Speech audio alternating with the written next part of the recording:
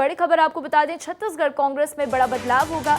बदले जाएंगे कई प्रदेश पदाधिकारी और जिला अध्यक्ष। तो साथ ही 9 जुलाई को छत्तीसगढ़ कांग्रेस की बैठक होगी और 2 दिन ये बैठक चलने वाली है। और इसी में आपको बता दें कि कांग्रेस पर मंथन किया जाएगा। परफॉर्मेंस के आधार पर पदाधिकारियों की नियुक्ति करने की तैयारी तेज हो चली है।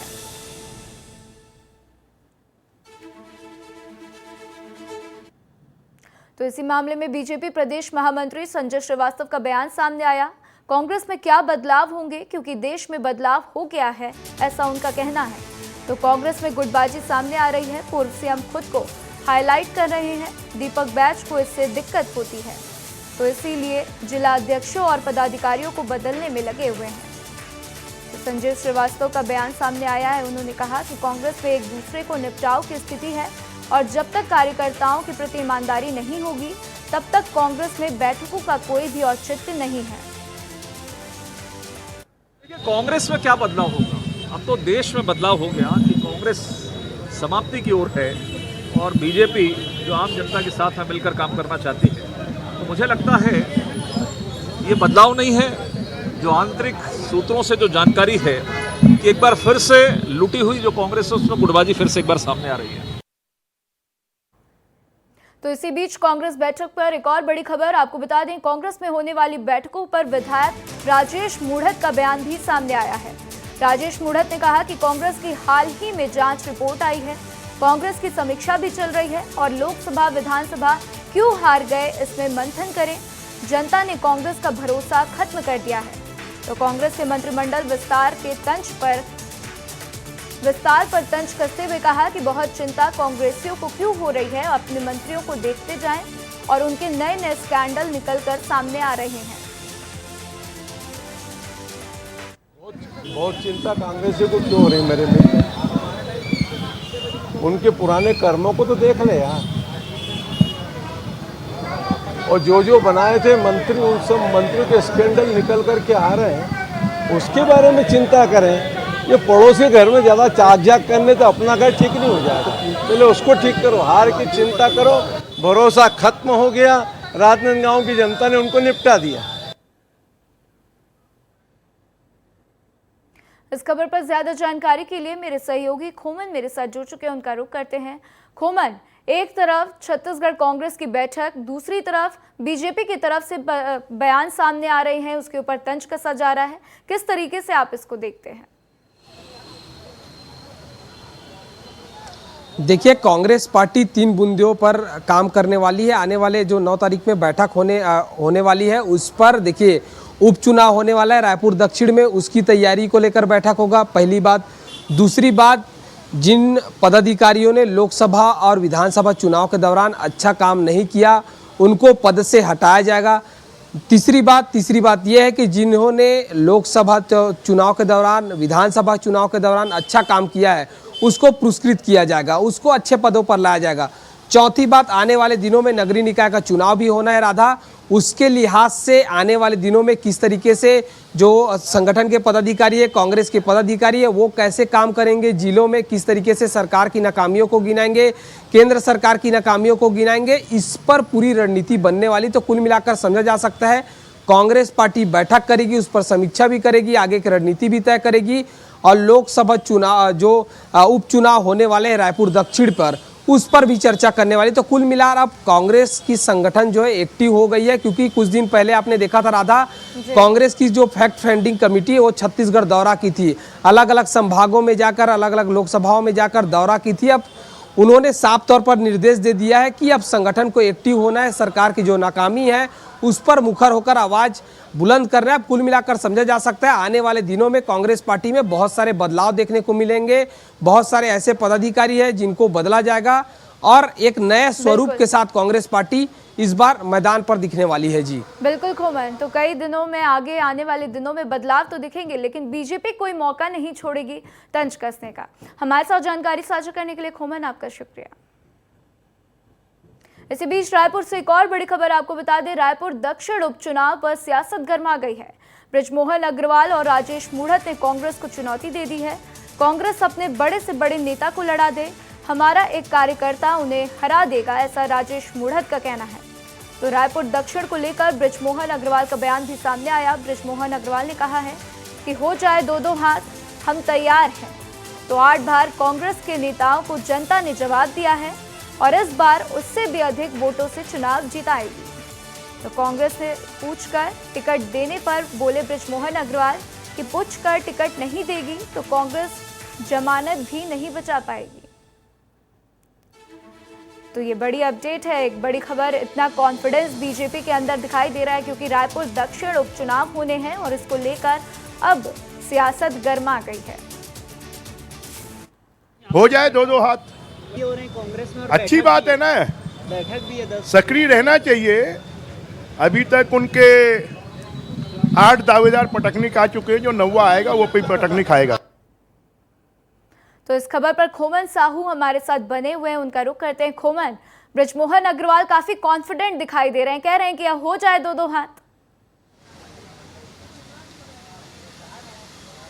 देखिए, निश्चित तौर पर कॉन्फिडेंस रहने का भी कारण है। 8 बार के विधायक रहे हैं रायपुर दक्षिण से बृजमोहन अग्रवाल, और यही कॉन्फिडेंस देखने को मिल रहा है जब वो मीडिया से बातचीत कर रहे हैं। कुछ दिन पहले आपको याद होगा, पूर्व मंत्री शिव कुमार डहरिया है, उन्होंने तो साफ तौर पर यह कहते हुए कह दिया था कि बृजमोहन अग्रवाल से ही पूछकर रायपुर दक्षिण के लिए कांग्रेस का प्रत्याशी उतारेंगे। तो समझा जा सकता है किस तरीके से नगरीय जो उपचुनाव होने वाले हैं रायपुर दक्षिण में, उसके चुनाव का ऐलान भी नहीं हुआ है और अभी से सियासत गरमा गई है।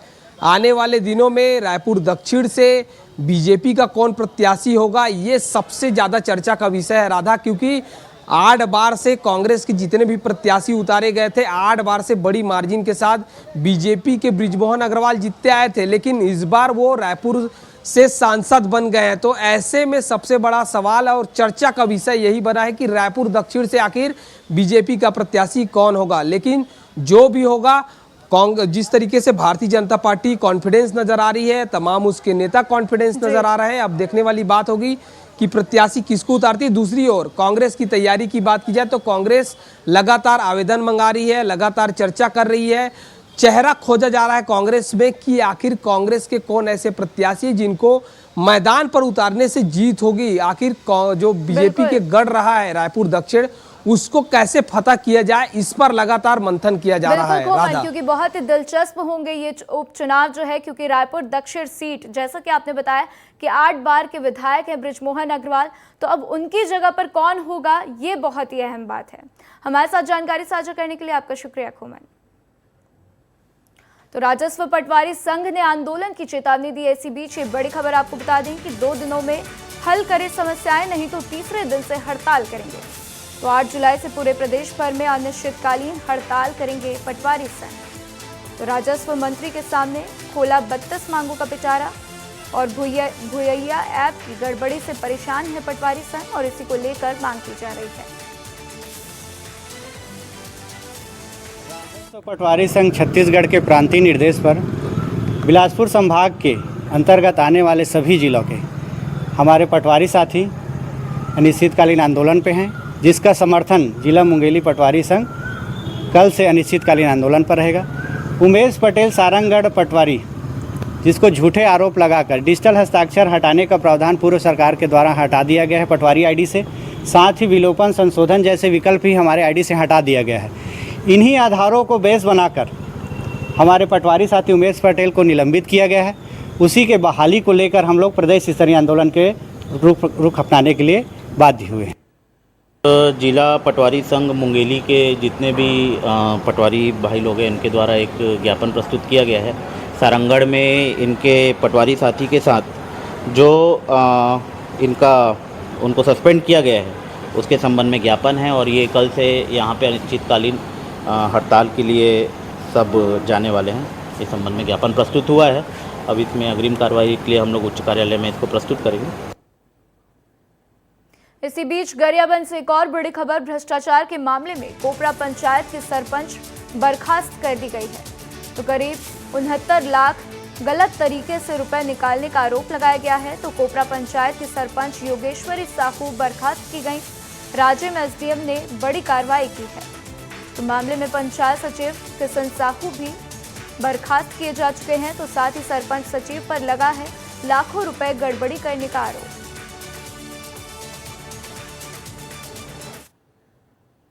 तो सुकमा जिले में नक्सलियों के खिलाफ पुलिस के हाथों एक बड़ी सफलता लगी है। सुकमा जिले में पुलिस ने 7 नक्सलियों को गिरफ्तार किया है। गिरफ्तार किए गए नक्सलियों के पास से पुलिस ने भारी मात्रा में विस्फोटक पदार्थ भी बरामद किए हैं। तो ये सभी नक्सली थाना चिंतनार क्षेत्र के निवासी हैं और इनके पास से देसी BGL सेल, साथ ही टिफिन बम, बारूद, इंजेक्शन सिरिंज और पेंसिल सेल और इसके साथ इलेक्ट्रिक डेटोनेटर, तो साथ ही इलेक्ट्रिक स्विच, इलेक्ट्रिक वायर और जिलेटिन रॉड भी बरामद की गई है। तो जिला बल, DRG एवं बस्तर फाइटर ने संयुक्त कार्रवाई करते हुए इन नक्सलियों को गिरफ्तार किया है।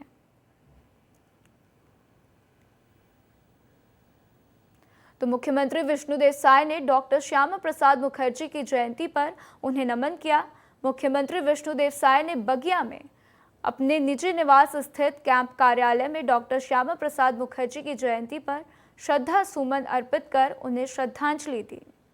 तो इस मौके पर मुख्यमंत्री विष्णुदेव साय ने कहा कि देश की एकता को और अधिक मजबूत करने की दिशा में डॉक्टर श्यामा प्रसाद मुखर्जी के अद्वितीय प्रयासों के लिए प्रत्येक भारतीय उनका ऋणी है। तो उन्होंने ये भी कहा है कि डॉक्टर श्यामा प्रसाद मुखर्जी ने एक समृद्ध राष्ट्र का सपना देखा था और हम उनके सपनों को पूरा करने के लिए प्रतिबद्ध हैं।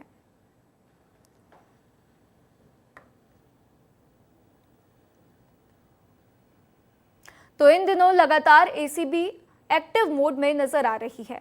5 जुलाई को भी ACB ने छत्तीसगढ़ के 2 जगहों पर 2 भ्रष्ट अधिकारियों पर शिकंजा कसा है।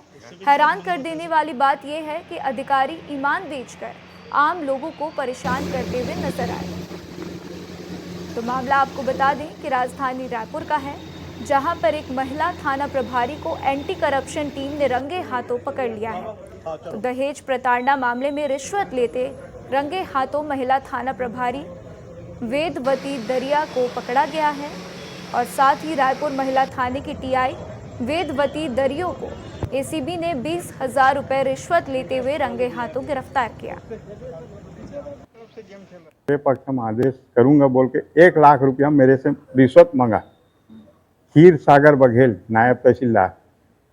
तो मैं उसको मनाया कि मैं किसान आदमी हूँ सर, मैं इतना पैसा नहीं दे सकता, मेरी शक्ति नहीं है, तो मैं 50,000 दे सकता हूँ। और 50,000 लेकर आया, उसको किया और एंटी करप्शन में शिकायत किया था। आशीष गोयल के नाम से जमीन है और आशीष गोयल के नाम से जो रजिस्ट्री जमीन है उसको इसने ये झांसा दे करके पैसा मांगी थी कि मैं तुम्हारे नाम से इसको कर दूंगा। जंगल से पेड़ काटकर उनकी तस्करी करने वाले एक शख्स को पुलिस ने गिरफ्तार किया है। मामला जशपुर जिले के पत्थलगांव वन परिक्षेत्र स्थित पतरापाली क्षेत्र का है। यहाँ के छिंदबहरी जंगल से बेसकीमती सागौन का वृक्ष काटकर पिकअप में तस्करी कर रहे एक आरोपी को पुलिस ने हिरासत में लिया। साथ ही लकड़ी लदी पिकअप वाहन को भी जब्त किया है। तो वहीं अन्य तस्कर अंधेरे का फायदा उठाकर मौके से फरार हो गए। दरअसल पत्थलगांव वन परिक्षेत्र अधिकारी कृपा सिंधु पैंकरा को मुखबिर से सूचना मिली थी कि रात को पतरापाली स्थित छिंदबहरी जंगल से बेशकीमती पेड़ों की कटाई की जा रही है। तो काटे गए पेड़ों को वाहन के द्वारा ले जाया जा रहा था। से सूचना मिला था कि छिंदबहरी वाले जंगल में कोई अवैध लकड़ी कटाई कर रहा है, जिसकी परिवहन होना है करके। तो उस तारतम्य में मेरे पूरे स्टाफ दल बल के साथ गए थे और छिंदबहरी के किनारे जंगल के बाहर 11 नग सागौन का अवैध इमारती लकड़ी पकड़े हैं। उसमें साथ में पिकअप वाहन है और उसमें 11 नग सागौन की लकड़ी है, जिसे हमारे वन अधिनियम के तहत कार्रवाई की जा रही है। अंबिकापुर में विस्तार न्यूज की खबर का असर देखने को मिला है। विस्तार न्यूज बेहाल लाइब्रेरी का खबर प्रमुखता से दिखाई थी। विस्तार न्यूज ने बेहाल लाइब्रेरी की खबर प्रमुखता से दिखाई थी और ये खबर जैसे ही वित्त मंत्री OP चौधरी तक पहुंची तो उन्होंने तुरंत ऐलान कर दिया कि बीकापुर में आधुनिक लाइब्रेरी का निर्माण कराया जाए। तो विष्णुदेव की सरकार के इसी कार्यकाल में इसको पूरा किया जाएगा। और बता दें कि अंबिकापुर में लाइब्रेरी के अभाव में परीक्षार्थियों के द्वारा निजी लाइब्रेरी में जाकर परीक्षाओं की तैयारी की जा रही थी।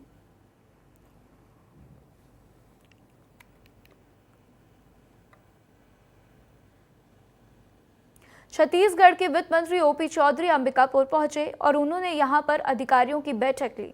इसके साथ ही उन्होंने भाजपा के स्थानीय नेताओं और कार्यकर्ताओं के साथ मुलाकात की है।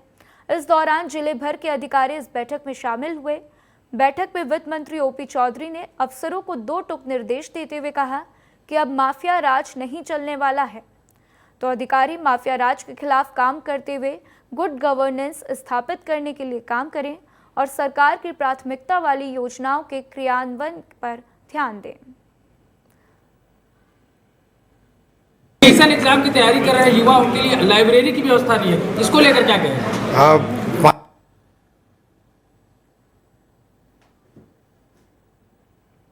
तो इसी बीच राजनांदगांव से बड़ी खबर सामने आ रही है। बाल संप्रेक्षण गृह से भागी 3 युवतियां। तो तीनों नाबालिग युवतियों पर दर्ज है आपराधिक मामले और 2 युवती पर 302 के तहत मामला दर्ज है। तो वहीं एक युवती पर 294, 323, 394, 34 के तहत मामला दर्ज है और 2 युवती राजनांदगांव की, साथ ही एक छुई खदान की है। तो बता दें कि पुलिस की जांच और खोजबीन जारी है। सीएसपी पुष्पेंद्र नायक ने भी इस घटना के लिए पुष्टि की है।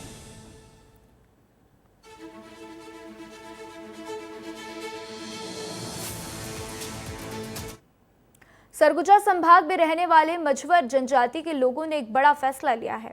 उन्होंने शादी में शराब के चलन को बंद करने का फैसला लिया है। समाज के लोगों ने मिलकर बैठकर ये तय किया कि वे अब किसी भी सामाजिक समारोह में शराब का उपयोग नहीं करेंगे। तो साथ ही जिस परिवार का व्यक्ति शादी विवाह या फिर दूसरे आयोजन में शराब का उपयोग करेगा, उस परिवार का बहिष्कार किया जाएगा। तो बता दें कि मझवार जनजाति सरगुजा संभाग सहित कोरबा जिले में निवास करते हैं और उनकी जनसंख्या करीब 50,000 से अधिक है।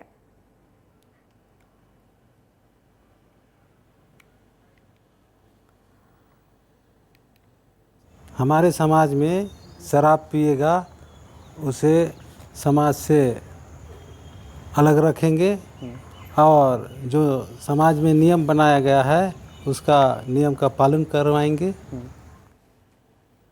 दारू मुक्ति के हम बंद करक चाहता हन कि नशा पानी मत देखी हमर सगा समान मन के बंद करक चाहता हन हम। और दारू महुआ पिए खाएगा तो मार मत आता है। सरगुजा कलेक्टर का दरवाज़ा लोग तभी खटखटाने पहुंचते हैं जब उनके पास कोई समस्या होती है और लोग परेशान होते हैं।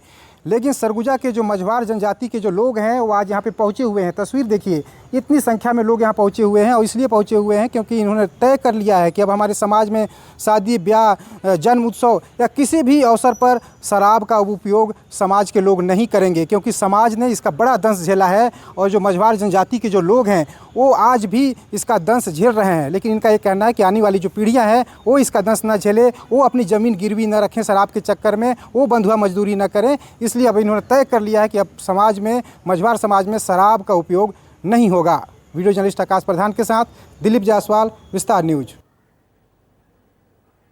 तो मझवार समाज ने ये फैसला लेकर एक मिसाल कायम की है और उनके इस फैसले से दूसरे समाज के लोगों को भी प्रेरित होने की जरूरत है। तो चलिए अब आगे बढ़ते हैं, बात रायगढ़ की करते हैं। रायगढ़ में हाथियों का आतंक जारी है। देर रात फिर हाथी की दहशत देखने को मिली, जहां आपको बता दें कि बंगूसरिया बस्ती में एक हाथी के पहुंचने से लोग सहम गए। जानकारी के मुताबिक तकरीबन 2 घंटे तक हाथी बस्ती के अंदर विचरण करता रहा और इसके बाद हाथी ने प्राथमिक स्वास्थ्य केंद्र में अपना डेरा जमाया। तो आप ये तस्वीर रायगढ़ की देख सकते हैं कि कैसे हाथी जो है एक बार फिर बस्ती के अंदर तकरीबन 2 घंटे तक घूमता रहा।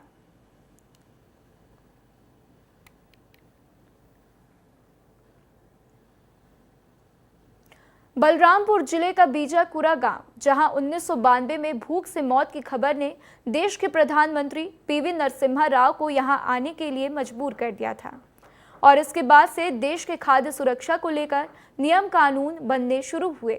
लेकिन आज भी इस गांव में बच्चों को दिए जाने वाले मिड डे मील में बड़ा घोटाला किया जा रहा है। यहां बच्चों को मिड डे मील के नाम पर चावल में घटिया किस्म का दाल मिलाकर खिचड़ी के रूप में परोसा जाता है। तो साथ ही आपको बता दें कि बलरामपुर जिला मुख्यालय से 100 किलोमीटर से अधिक दूर पर स्थित है। तो बीजाकुरा गांव, जहां स्थित सरकारी स्कूल में सबसे अधिक विशेष पिछड़ी जनजाति यानी कि पंडो जनजाति के बच्चे पढ़ने के लिए पहुंचते हैं। जो कि समूह के द्वारा न दी जाने के कारण, साग सब्जी न देने के कारण मेरे स्कूल में आज खिचड़ी भात बना है। गुरुजी के बोलते हैं तो उस कहता है कि सब्जी उब्जी भाई ले आनो, भाई देता नहीं है तो क्या करें गुरुजी। मिलना तो चाहिए सर, सब्जी भी चाहिए, इसमें आलू सब्जी चाहिए, बरी उरी भी चाहिए। समूह वाला नहीं देते होंगे तब तो बता रहे हैं, सैका नहीं देवे नहीं करते हैं।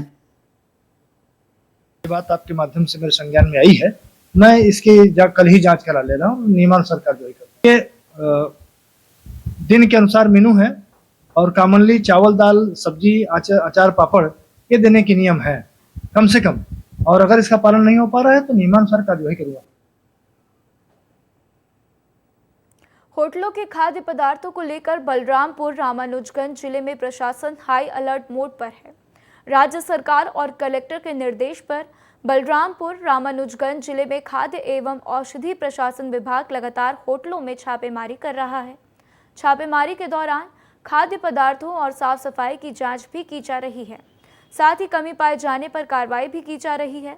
दरअसल त्योहारों के सीजन से पहले खाद्य एवं औषधि प्रशासन विभाग के अधिकारियों को सभी होटलों की जांच और कार्रवाई करने के निर्देश भी मिले हैं।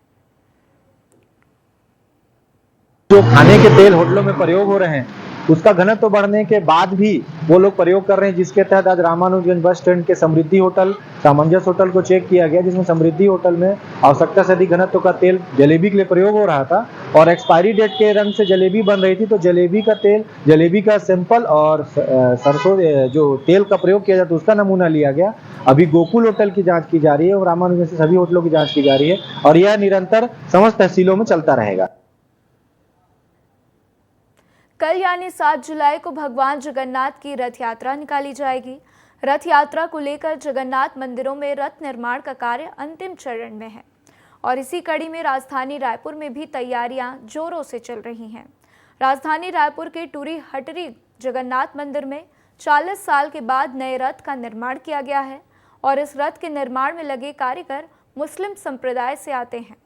बता दें कि ये रथ का निर्माण पिता और पुत्र ने मिलकर किया है और बीते 2 महीनों से रथ का काम चल रहा है। तो इस बार भगवान जगन्नाथ आधुनिक रथ में सवार होकर बहन सुभद्रा और भाई बलदाव के साथ नगर भ्रमण पर निकलेंगे।